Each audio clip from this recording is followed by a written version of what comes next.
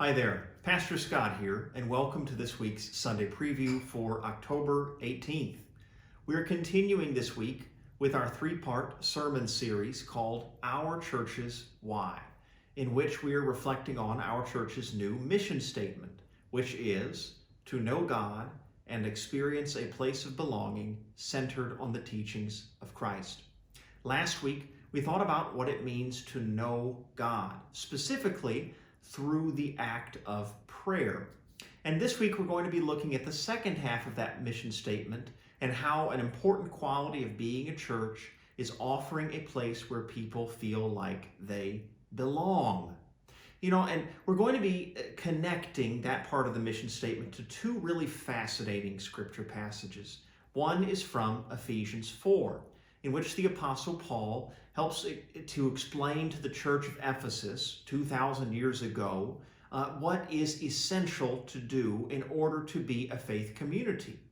And something he talks about at a very broad level is that a faith community needs to be grounding itself in the way that Jesus lived, his humility, his unity, his peacefulness, and also his equipping others and helping them mature and grow in the faith.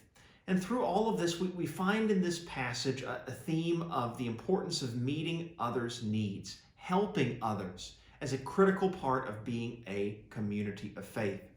But then we also look at another passage, that of Matthew 26, in which Jesus is at the Garden of Gethsemane, just hours before his crucifixion. And he is very anguished because he knows what is about to happen to him.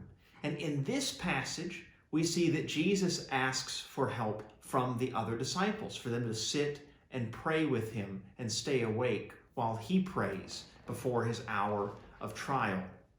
And what Jesus models here is the importance of also asking for help when you are a part of a community.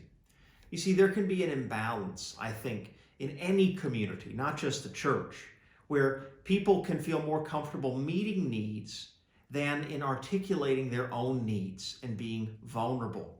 And part of Christian community is having a balance between the two and feeling like we have a safe place where people can both share their gifts with others and also open themselves up to being helped by others.